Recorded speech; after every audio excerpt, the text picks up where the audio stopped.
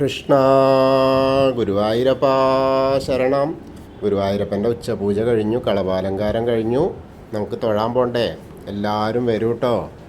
ഗുരുവായൂരപ്പനെ കാണാനായിട്ട് നമുക്ക് പോകണം. എല്ലാ ഭക്തരെയും കാത്തിരിക്കുകയാണ് ഗുരുവായൂരപ്പൻ. അതുമാത്രമല്ല, ഇന്നലെ അത്യപൂർവമായൊരു കാഴ്ച ഉണ്ടായി. മത്സ്യാവതാരം ഗുരുവായൂരപ്പനെ കാണാൻ വന്നു എന്ന് പറയുന്ന പോലെ നല്ലൊരു മീന് സോപാനത്തിൻ്റെ ആ പടിയിലേക്ക് എത്തി. നല്ല മഴയാണല്ലോ, അപ്പോൾ നല്ലൊരു എന്താ പറയുക, കണ്ണൻ മീൻ, വലിയ മീൻ അതങ്ങനെ വന്നു. വൈകുന്നേരം എന്ന് പറഞ്ഞാൽ രാത്രി അത്താഴപൂജയുടെ ആ സമയം കഴിഞ്ഞിട്ട് അത് അവിടെ ആദ്യം കുറച്ച് നേരം കണ്ടു. പിന്നെ അത് വന്ന് തെക്കേ നടയിലുള്ള അയ്യപ്പൻ്റെ അധിയനെ അങ്ങനെ വന്ന് കുറേ നേരം അവിടെ ഉണ്ടായി. അപ്പോൾ പിടിക്കാൻ അങ്ങനെ കിട്ടില്ലല്ലോ. എന്നിട്ട് ലാസ്റ്റ് ഈ ക്ലീനിങ്ങിൻ്റെ ആളുകൾ വന്നിട്ട് അതിനെ പിടിച്ചു കുളത്തിൽ കൊണ്ടുപോയിട്ട് അങ്ങോട്ട് സമർപ്പിച്ചു. വളരെ അപൂർവമായിട്ട് ഉള്ള കാഴ്ചയാണത്. കാരണം ഭക്തിയുടെ ഇതിൽ നോക്കുകയാണെങ്കിൽ മത്സ്യാവതാരമൂർത്തി വന്ന് ഗുരുവായൂരപ്പനെ കാണാനായിട്ട് വന്നു എന്ന് പറയാം, അല്ലെങ്കിൽ അവിടെ മത്സ്യാവതാര രൂപം കാണിച്ചു കൊടുത്തു എന്ന് പറയാം. അങ്ങനെയൊക്കെ വേണമെങ്കിൽ നമുക്ക് പറയാം. ഇത് എന്തായാലും കുളത്തിൽ നിന്ന് വന്നതാവാനാണ് സാധ്യത. പക്ഷേ എങ്ങനെയായാലും പെട്ടെന്ന് ഒരു കാഴ്ചയായിരുന്നു. അപ്പോൾ കാഴ്ച കണ്ടപ്പോൾ എല്ലാവർക്കും ഒരു അത്ഭുതമായി. കാരണം ശ്രീകോവിലിൻ്റെ ആ സോപാനത്തിൻ്റെ താഴത്ത് ഒരു മത്സ്യം വന്ന് നിൽക്കണം എന്നുണ്ടെങ്കിൽ അതിനൊരു പ്രത്യേക കാരണം എന്നൊക്കെ പറയാം. ഇനി വേണമെങ്കിൽ അതിലെ ഓവിലൂടെ വന്നു എന്നൊക്കെ പറയാം. എന്തായാലും നമുക്ക് നല്ലൊരു നയനത്തിന് എന്താ പറയുക, അനസ്യൂതമായൊരു കാഴ്ചയായിരുന്നു. വളരെ വിസ്മയകരമായ കാഴ്ചയായിരുന്നു. അപ്പോൾ ആ കാഴ്ച കണ്ടു, വളരെ മനോഹരമായിരുന്നു. എന്ത് കാര്യവും വിശ്വസിച്ചാൽ ആ വിശ്വാസം തന്നെയാണ് എന്ന് പറഞ്ഞില്ലേ, അതുപോലെ മത്സ്യാവതാരമൂർത്തിയെ കണ്ടു, തൊഴുതു എന്ന് പറഞ്ഞ മാതിരി അങ്ങനെയാണ്. എന്തായാലും നമുക്ക് ആദ്യം തന്നെ കിഴക്കേ നടയിലുള്ള ആ മഞ്ജുളാലിൻ്റെ മഞ്ജുള, അതായത് ഭക്തയായ അതിപ്രധാന ഭക്തയായ ഭക്തരിൽ ദാസനായിട്ട് വർത്തിക്കുമെന്ന് പറയുന്ന ആ ഒരു കാഴ്ച സമ്മാനിച്ചത് മഞ്ജുള കൂടിയാണ്. കാരണം ആ മഞ്ജുള വാലസ്യാർ ആ അണിഞ്ഞ മാല ഗുരുവായൂരപ്പൻ്റെ കഴുത്തുനിന്ന് എടുക്കാൻ പറ്റാത്ത അവസ്ഥ ഉണ്ടായി എന്ന് പറഞ്ഞാൽ, ആലിൻ്റെ അവിടെ മാല ചാർത്തിയപ്പോൾ പിറ്റേന്ന് അത് തിരിച്ചെടുക്കാൻ കഴിയാത്തത് വരുന്നതും ആ മഞ്ജുളയുടെ ഭക്തിയിൽ പ്രസാദിച്ച ആ ഉണ്ണിക്കണ്ണനെ അത്രമേലിഷ്ടമാണ് നമുക്കെല്ലാവർക്കും.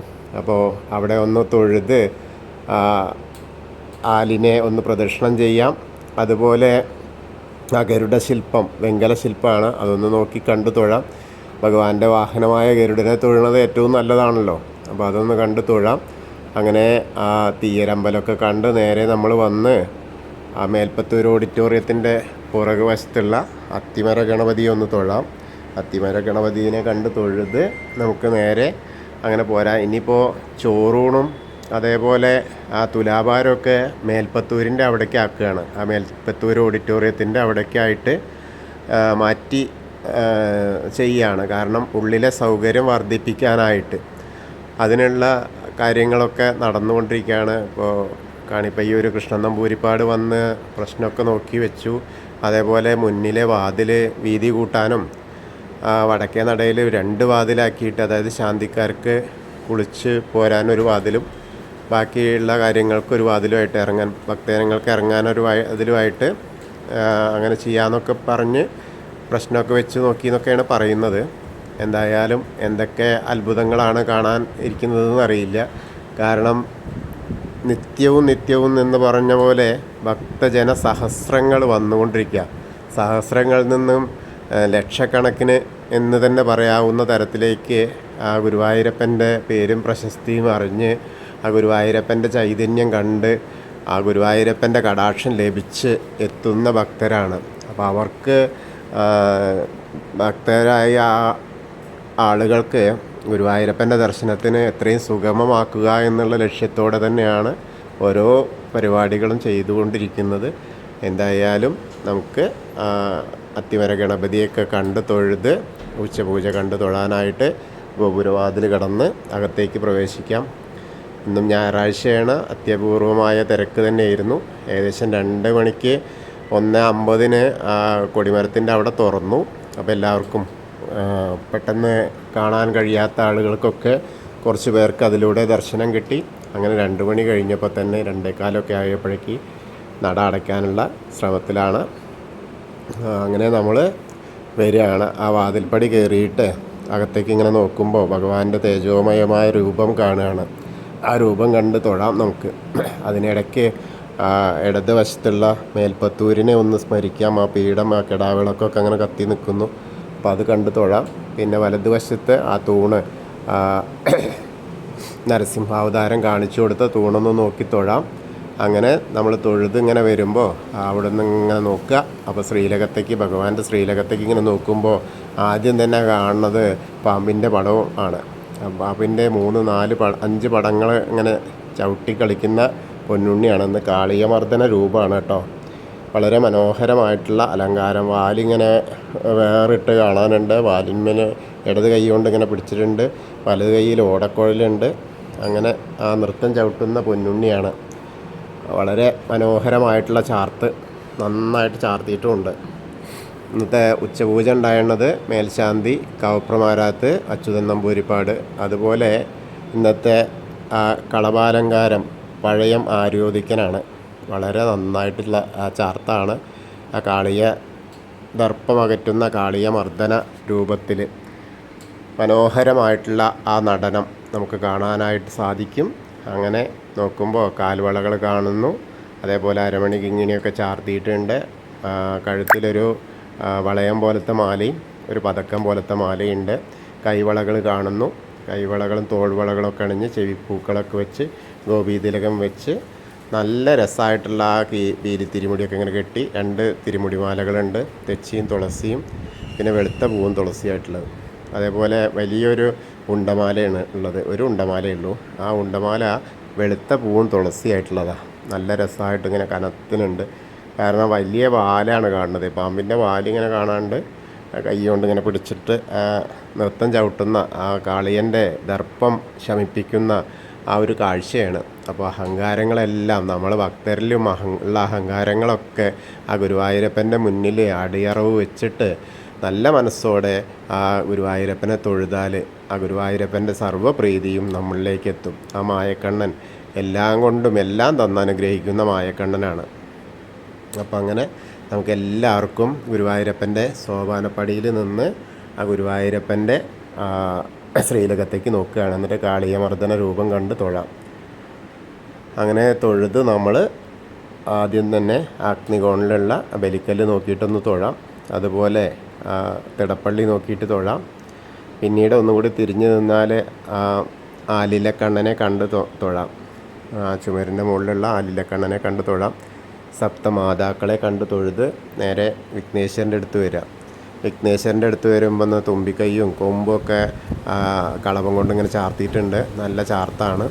പിന്നെ അതേപോലെ ചെവി വലിയ ചെവിയാക്കിയിട്ട് സ്വർണത്തിൻ്റെ ഇത് വെച്ചിട്ടുണ്ട്. അതേമാതിരി നെറ്റിയൊക്കെ നല്ല വീതിയുള്ള നെറ്റി അങ്ങനെ വെച്ചിട്ടുണ്ട്. പിന്നെ നല്ലൊരു കാശുമാല പോലത്തെ ഒരു മാല ചാർത്തിയിട്ടുണ്ട് സ്വർണത്തിൻ്റെ. പിന്നെ ധാരാളം അർച്ചനപ്പൂക്കളുണ്ട്, മാലകൾ ചാർത്തിയിട്ടുണ്ട്, കിരീടം വെച്ചിട്ടുണ്ട്. നല്ല രസമായിട്ടാണ് അലങ്കാരമായിട്ട് ഗണപതി ഇരിക്കുന്നത് ഭക്തരെ നോക്കിയിട്ട്. അപ്പോൾ നമുക്ക് തൊഴാം. ഏകദന്തം മഹാകായം തപ്തകാഞ്ചന സന്നിഭം ലംബോദരം വിശാലാക്ഷം വന്ദേഹം ഗണനായകം. അത് കഴിഞ്ഞ് സരസ്വതി ദേവീനെ കാണാം. സരസ്വതി ദേവീനെ കണ്ട് തൊഴാം. അവിടെ നിന്ന് ഒരു മുല്ലമുട്ടുമാലയുണ്ട്, ഒരു തുളസിമാലയുണ്ട്. ആ കിടാവിളക്ക് ഇങ്ങനെ കത്തുന്നുണ്ട്. സരസ്വതി നമസ്തുഭ്യം വരദേ കാമരൂപിണി വിദ്യാരംഭം കരിഷ്യാമി സിദ്ധിർഭവതു മേ സദാ. അങ്ങനെ കണ്ട് തൊഴുത് ആ കോർണറിലെത്തുമ്പോൾ ചെറിയ ഗണപതിനെ ഒന്നുകൂടി കണ്ട് തൊഴാം. പിന്നീട് മത്സ്യം, കൂർമ്മം, വരാഹം, നരസിംഹം വരെ ഉള്ള രൂപങ്ങളൊക്കെ കാണാം. അത് കഴിഞ്ഞ് ആ മേൽശാന്തിയുടെ അവിടുന്ന് പ്രസാദം വാങ്ങാം, അർച്ചന പ്രസാദം. അവിടെ പഴയ ആര്യോദിക്കനിരിക്കണു. അപ്പോൾ അദ്ദേഹത്തിൻ്റെ കയ്യിൽ നിന്ന് അർച്ചന പ്രസാദമൊക്കെ വാങ്ങാം. അങ്ങനെ വന്ന് നേരെ വരുമ്പോൾ ആ വാമന രൂപം കാണാം. ഗജേന്ദ്രമോക്ഷത്തിൻ്റെ ആ ഒരു രൂപം കാണാം. പിന്നെ ഗരുഡാരൂഢനായിരിക്കുന്ന മഹാവിഷ്ണുവിനെ കണ്ട് തൊഴാം. അങ്ങനെ അനന്തശായിയായ അനന്തപത്മനാഭൻ്റെ അടുത്ത് വന്ന് തൊഴാം. അങ്ങനെ വരുമ്പോൾ അവിടെ നിന്ന് കുറച്ചൊക്കെ പൂക്കളാണുള്ളത്. ആ അനന്തൻ്റെ മുകളിലും മഹാവിഷ്ണുവിൻ്റെ മുകളിലൊക്കെ ആയിട്ട്, മുകളിൽ അത്രയ്ക്ക് പൂക്കളില്ല. അപ്പോൾ എന്തായാലും അവിടെ നിന്ന് തൊഴാം. അതിനുശേഷം ശ്രീകോവിലിൻ്റെ പുറകുവശത്തായിട്ട് വന്ന് സാഷ്ടാംഗം നമസ്കരിക്കുക. നമസ്കരിച്ചതിന് ശേഷം തിരിച്ചു വരുമ്പോൾ ബാക്കിയുള്ള ശ്രീരാമചന്ദ്രനും ബലരാമനും ഭാർഗവരാമനും ഒക്കെ കണ്ട് ആ ദശാവതാര വിഗ്രഹങ്ങൾ ഓരോന്നോരോന്നായി കണ്ട് ഇങ്ങനെ തൊഴുത് ശ്രീകൃഷ്ണനെ കാണാം. ശ്രീകൃഷ്ണൻ്റെ അടുത്ത് എത്തുമ്പോൾ വീണ്ടും ഒരു തുളസിമാലയാണ് ഉള്ളത്.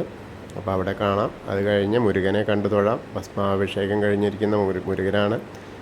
പിന്നെ ഹനുമാൻ സ്വാമിയുടെ അടുത്ത് വരിക. ഹനുമാൻ സ്വാമിയുടെ അടുത്ത് നിന്ന് ഒന്നുമില്ല കേട്ടോ, ഒരു മാല പോലും ഇല്ല, കുങ്കുമം ഒന്നുമില്ല. എന്നാലും നമുക്ക് ആ ഹനുമാൻ സ്വാമീനെ തൊഴുത് പ്രാർത്ഥിക്കാം.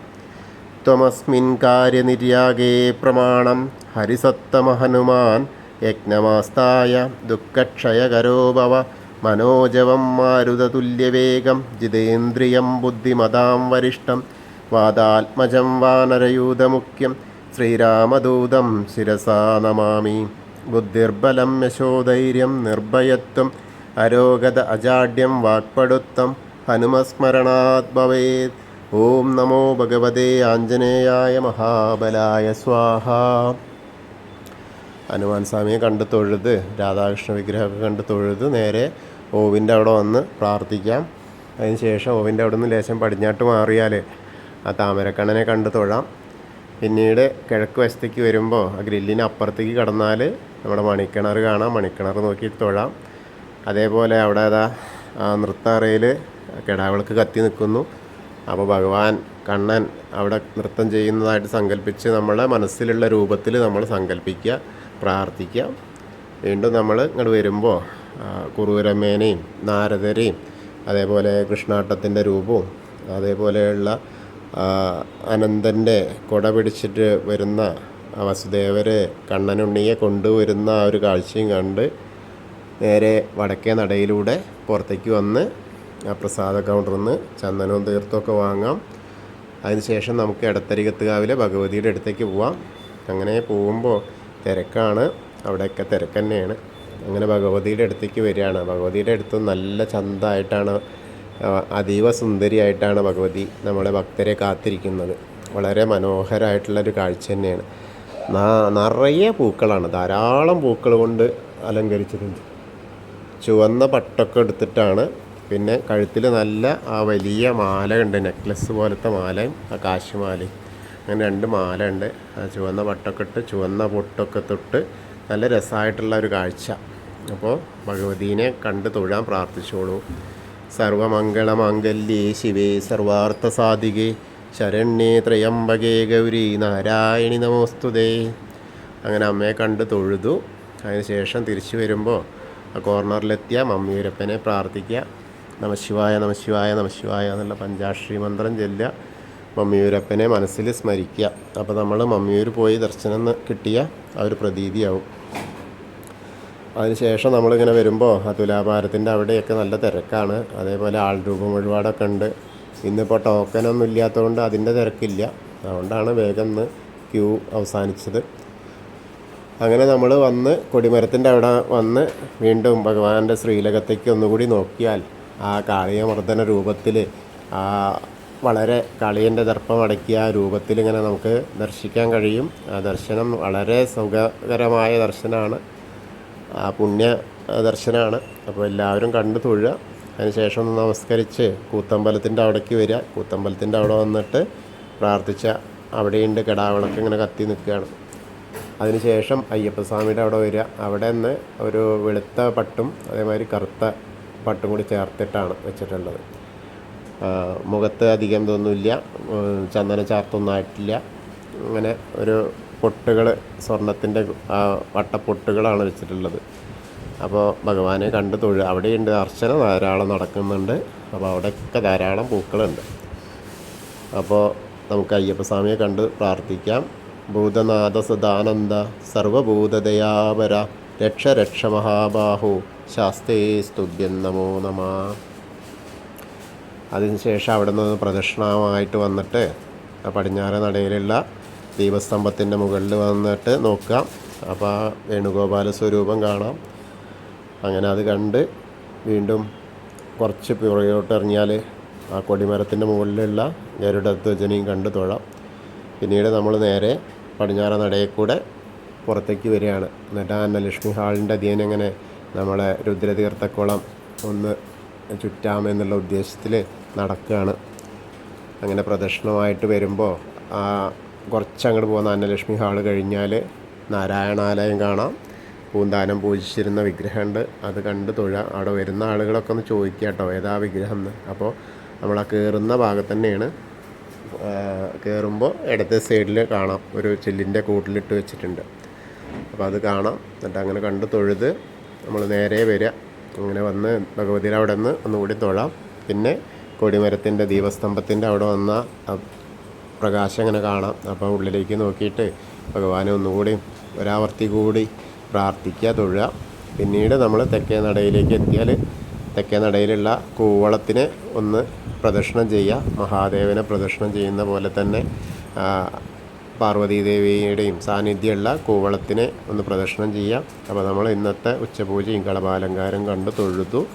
എല്ലാവർക്കും ഗുരുവായൂരപ്പൻ്റെ ആ കൃപാകടാക്ഷം എത്തിച്ചേരും, അനുഗ്രഹം കിട്ടും. കൃഷ്ണായ വാസുദേവായ ഹരയേ പരമാത്മനെ പ്രണതക്ലേശനാശായ ഗോവിന്ദായ നമോ നമഃ. ഹരേ കൃഷ്ണ. ഗുരുവായൂരപ്പാ ശരണം.